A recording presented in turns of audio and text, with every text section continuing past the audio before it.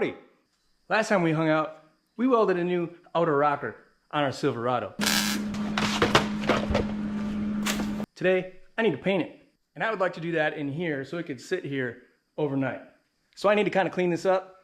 And we're going to move our mini truck because we want to get back on that anyway. So we're going to get it on tire skates, get it out of the way, work on the Silverado, and we're going to get back on that. But something did come up. So we're going to do this at the same time.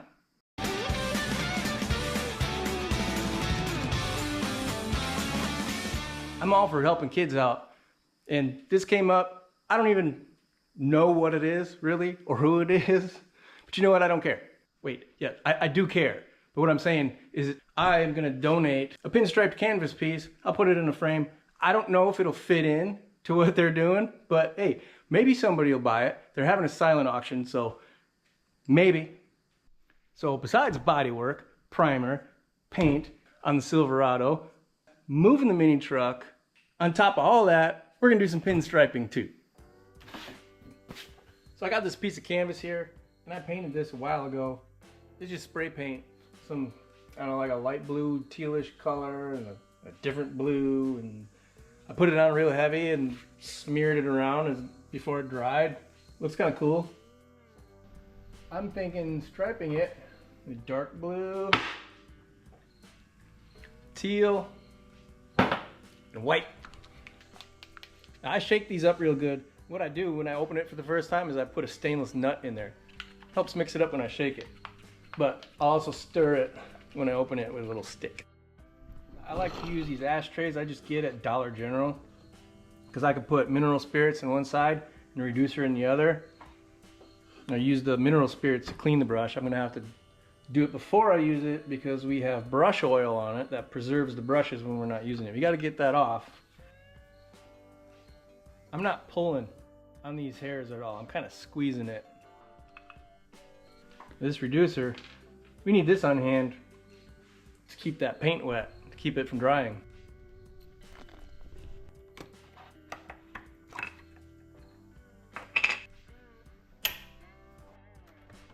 Paletting my brushes, getting paint in there.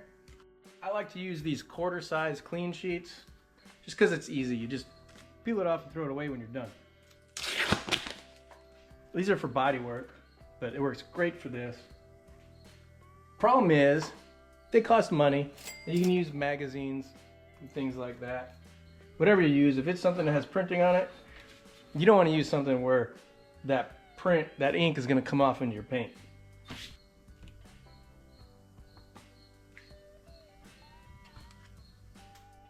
Loading the brush. Just drag it through the paint. I'm flipping it over every now and again, so I'm getting paint pushed into the entire brush, both sides. Now, one of the hardest things to get when you first start is that I am looking for a specific drag on this brush. The specific amount of resistance that I'm feeling as I'm pulling this brush through the paint. And that takes time to get. Holding my brush. The hairs are on the right side of the brush, not the left side, because you can see that this has a belly to it. That belly has to be down. I usually like to start my design with some sort of center line.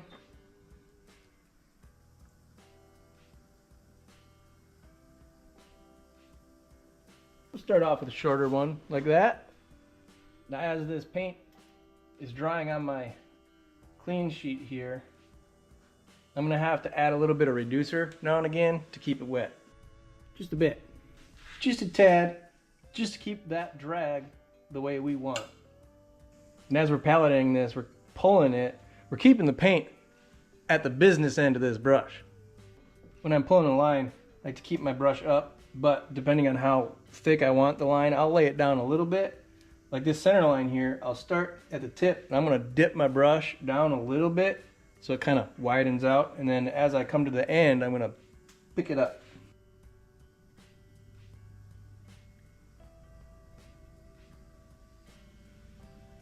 Dot.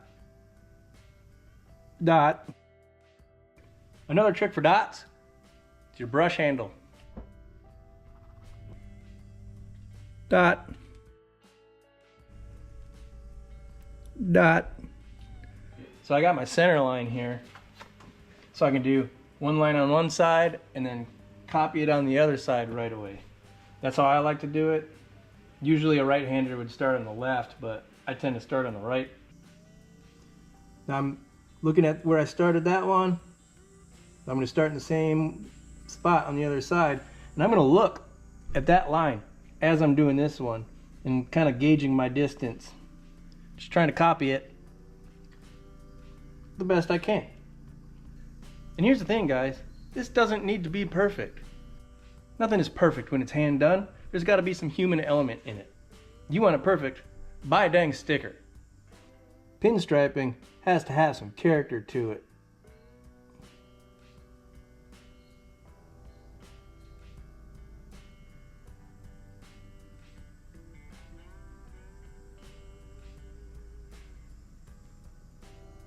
I'm coming to the end of my line, picking my brush up, picking it up like this, and then lifting it off. A lot of people are worried to start pinstriping because they think they're shaky. I'm a little shaky too. It's all in how you hold your hands. Got my pinky out, I'm bracing my hand, and I'm holding it with this one.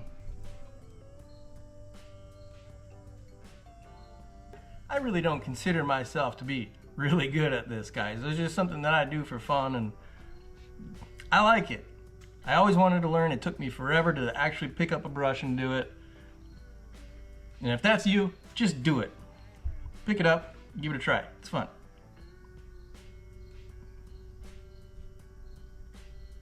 Now, when we're pinstriping something on the table like this, you can move it around, but if you plan on doing cars and stuff, it's kind of a good idea to get in the habit of not doing that sometimes, just to practice, because you can't take a car and flip it around.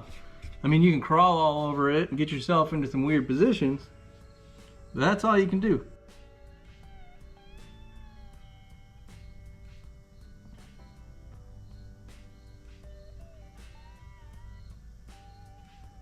I'm actually spinning the brush in my fingers. The tighter the curve, the more you're rotating this brush. I mean, sometimes you're going all the way around with this thing. And spinning that brush, and I'm keeping it up on the tip. Because if you're turning that corner and you're spinning this brush, if you're laid down too flat, it's just gonna blow that line out. I'm standing it up, rotating the brush, my fingers, just like that.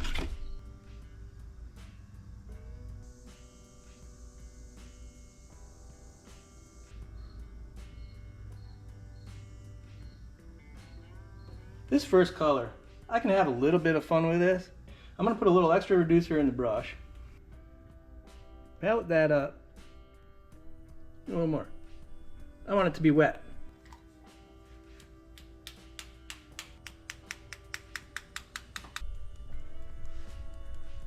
Alright, that's done. So I'm going to start cleaning this brush with our reducer we already have in here.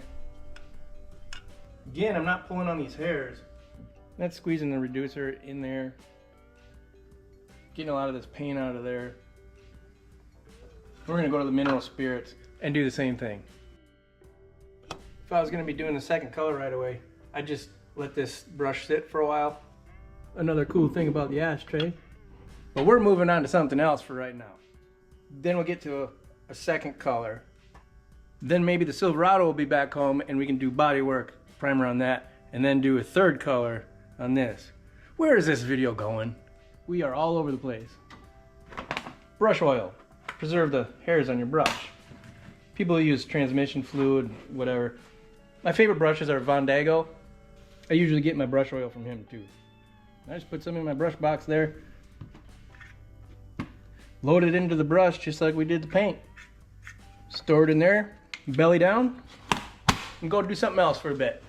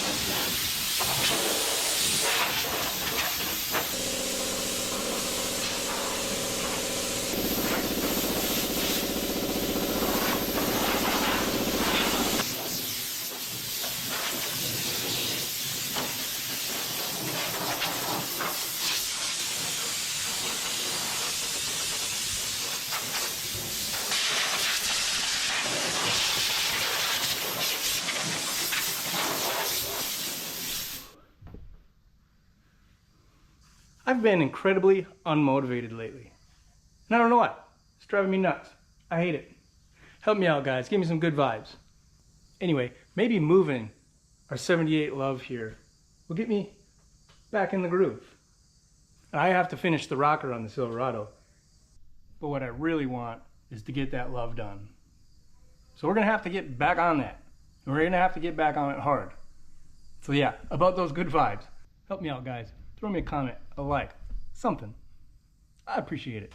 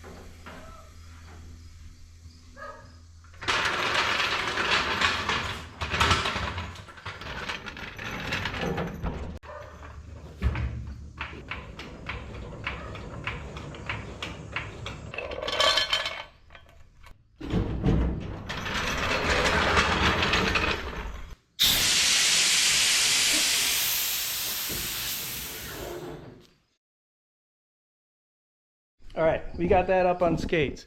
Now, we can move that truck wherever we want in here. Are we gonna move it around right now? No, we are not. We're gonna wait until we have to. And for right now, that Silverado is not back home yet. So we're gonna do a second color on our pinstripe piece here. I'm thinking we're gonna keep it real simple. Like real simple. Like basically just kind of outlining what we did here.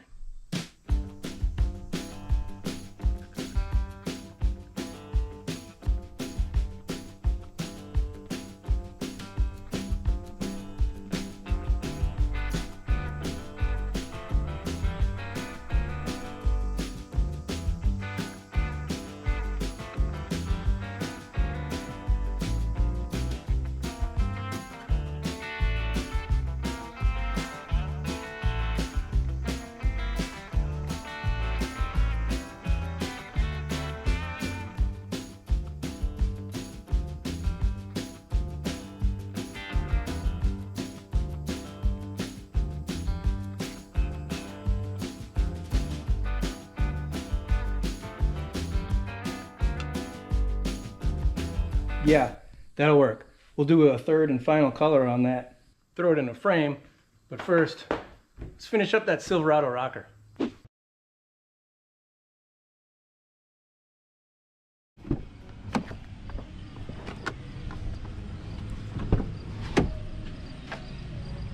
So last time we worked on this truck, we welded in new outer rocker panel, got it in an epoxy primer. And we can do body work over epoxy primer. And that is exactly what we're gonna do. Not a whole lot. I mean, it's in a door jamb. It doesn't need to be absolutely perfect. What we need to do now is to take this 180 grit sandpaper and sand that epoxy primer down. We're not sanding it off, just basically scuffing it up.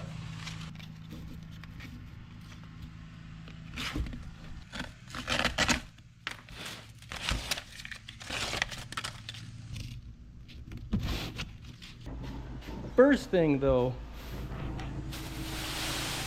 we need to protect the interior of that truck. I am not about to clean body filler dust out of that.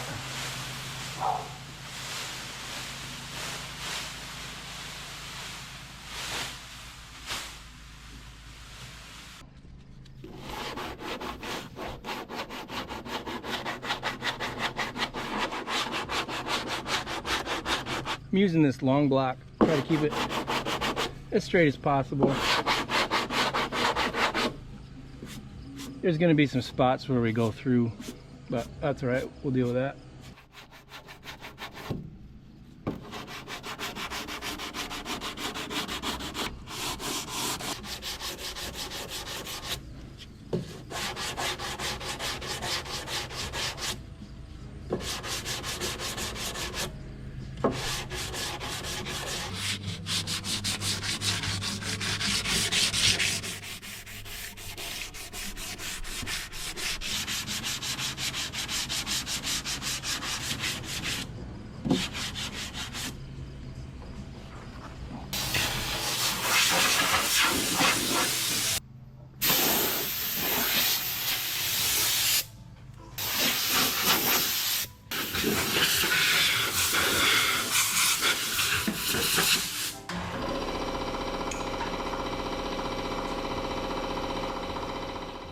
I have a lightweight body filler here.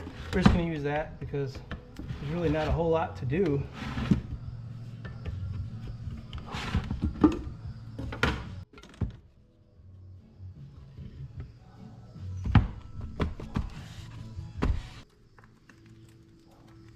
Gotta need this hardener, otherwise it just comes out as a liquid and they ain't no good. It's gotta come out like a cream. Might be a tad much.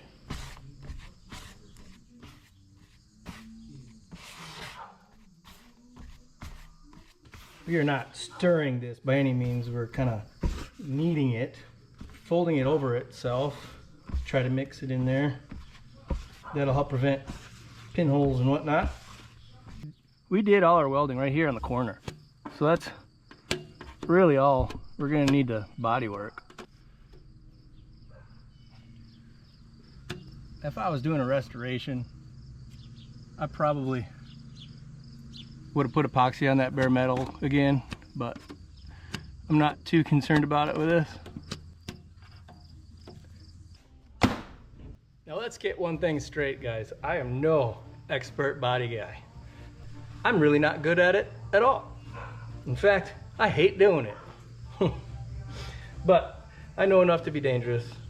Isn't that what they say? So I guess I'm pretty dangerous. Dangerous with the body filler. We're gonna let that body filler set up. We'll sand it down. Start with 80 grit just on the body filler, and then we'll go over the whole thing with 180 again, and then we'll prime it a good couple times, a good few times maybe. We're gonna use this rapid primer filler. Same idea as the epoxy primer, where it's got the catalyst in it in the bottom, so it's a two-part deal. It's good stuff. I got some 80 grit here. It's like DA paper. We're just gonna use a short block. And like I said, I'm only going over the bodywork spots, and then we'll do the whole thing in 180. Because we can prime over 180.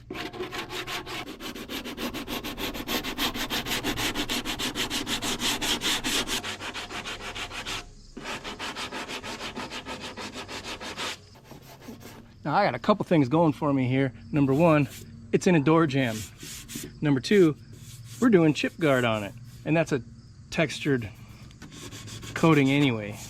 So this does not need to be absolutely perfect. I ever tell you guys how much I love body work? Oh.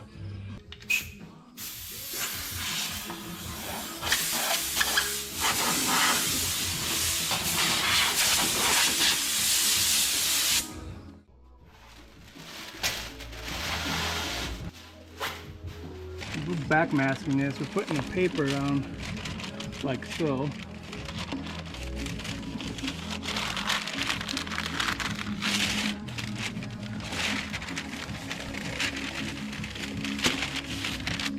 And then what we do is flip it up. Idea behind that is that it's a round edge.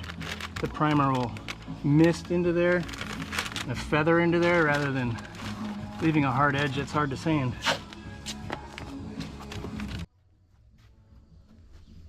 That is all taped up. I'm gonna take a primer. It's got a little button on the top. Pop that off. Put it in the bottom. Pop it in there. That releases the activator inside the primer. We give it a good shaking. A real good one. Now this is a filler primer, so it's pretty thick. It'll fill in some of the minor, tiny imperfections. And by no means are we using it as a filler. It's just a bonus.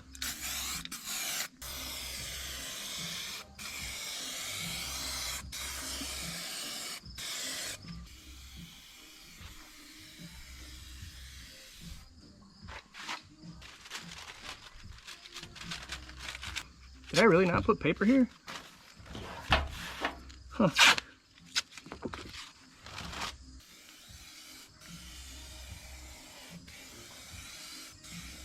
All right, we got a good first coat on that. We're gonna let that sit for a while. We're gonna do at least 2, maybe 3. These colors are kind of reminding me of Florida. You know, we're blessed with family and friends and better opportunities here in Wisconsin. But man, I'd be lying through my teeth if I said I didn't miss living in Southwest Florida. Especially with winter coming up.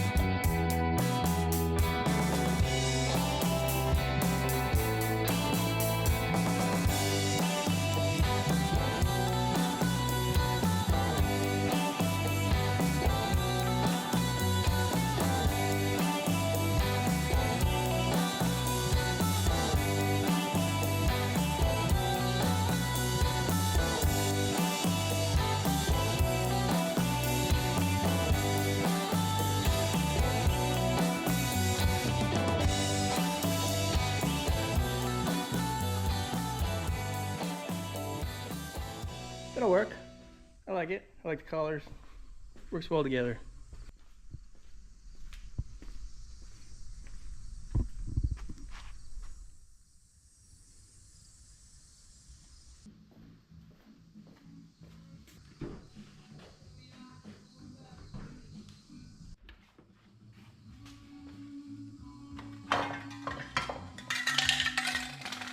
We have 600 grit wet paper here.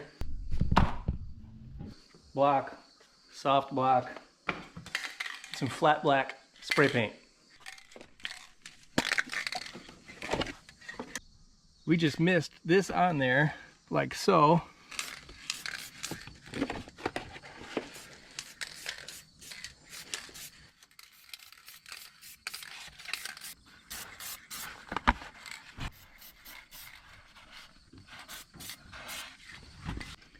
That gives us a guide coat. So we're going to take that 600 grit wet paper and we're going to wet sand this. And as we're sanding, it's going to sand down the black spots first. So if there's any low spots, we'll be able to see that because it'll be black. I got a spray bottle here, filled it with water and actually a little bit of Dawn dish soap.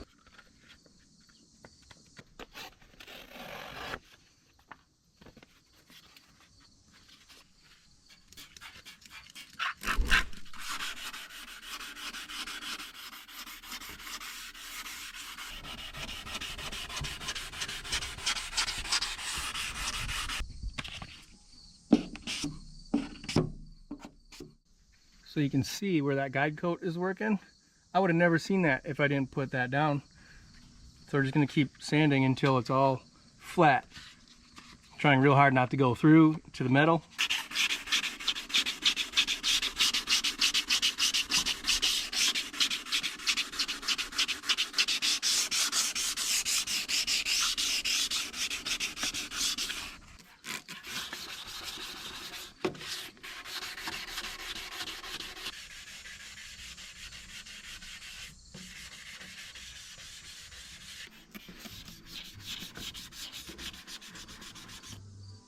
This is where I had to recreate this part here.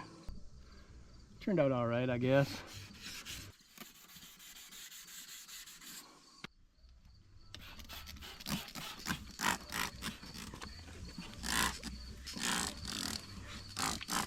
Cut through the primer in the metal in a couple spots, but that's all right. I anticipated that. Took a leftover primer from yesterday.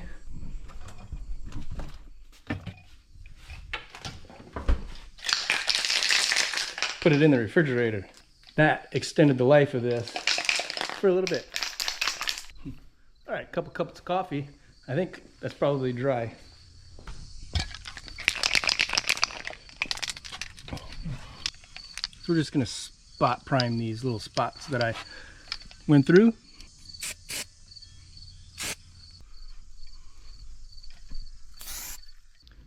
Now we'll let that dry. Lightly sand that. Then we can mask off the truck, then we can paint it. It's been kind of a busy weekend. Today's Labor Day, so you know what? I'm enjoying the extra garage time this week. I sure am. That's been sitting there for a little while. It's not ready to sand yet, but I'm gonna start masking off the truck just so we can get this ball rolling, you know what I mean?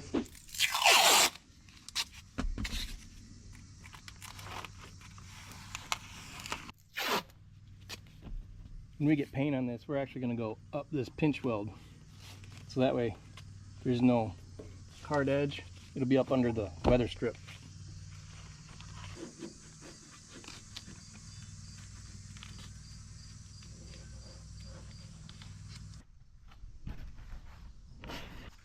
Now we'll sand where we spot primed it. Hopefully get some color on this thing soon.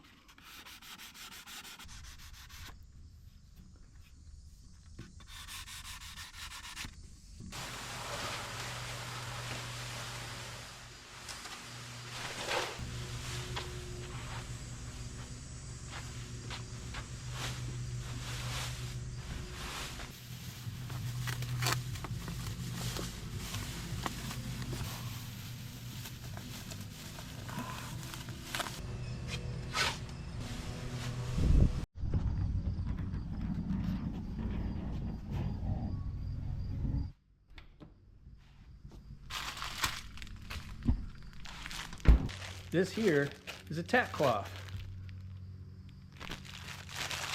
We're gonna wipe that down with it. See, it's kind of tacky, and it's gonna clean off any of the dust that's sitting on there before we paint it. And if we were doing a base clear, we would do this after each coat of the base color. But since we're doing a 2K, we're not gonna be able to do that because it doesn't dry like base coat does.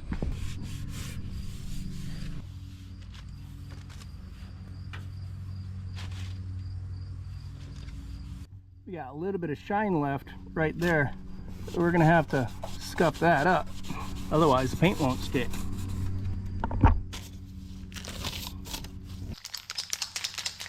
All right, we're gonna put some paint on that. This is 2K, it's got the activator in the bottom, releases into the paint just like our primer did in our epoxy primer. It is color matched to the truck. I sent the paint code to auto color 66 or 66 auto color or something like that. They mixed up 2K into this rattle can for me. Oh hey, look, 66 auto color. Take our button, put it in the bottom, pop it open, and give it a good shaking. Shake, shake, shake, shake, shake, shake, shake your. First coat here, we're gonna do what I call a tack coat. I'm gonna put it on real light. It's just gonna kind of give the rest of the heavier coats something to stick to.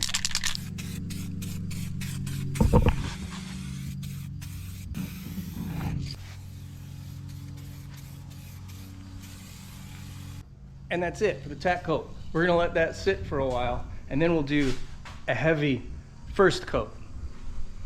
1.5 coat. Whatever you might want to call it.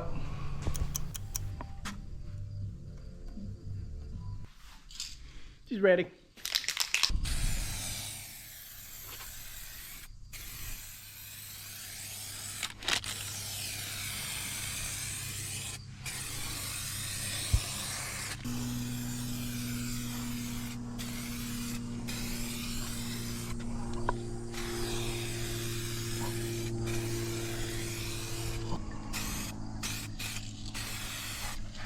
This color doesn't cover all that great.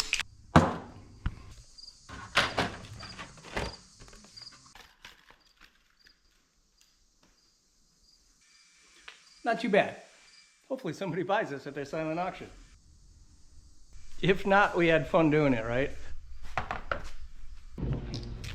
All right, last coat.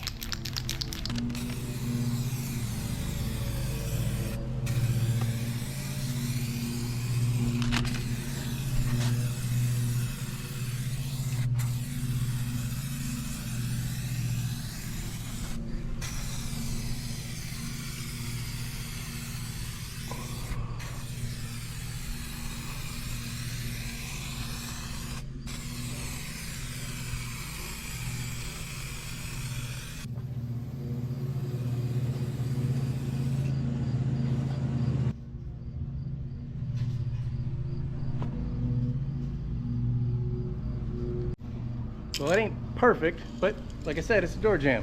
It looks pretty good, but we got a bunch left over. So what do I do when I got a bunch of leftover paint? Paint stuff that I can pinstripe on later.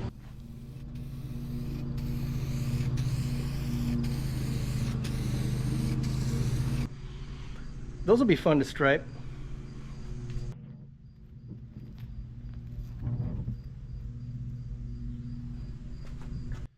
They'll be available at GarageTime.store like these. And some shirts. Hats too. You guys like snapbacks or flex fit? All right, let's check on this truck here, huh?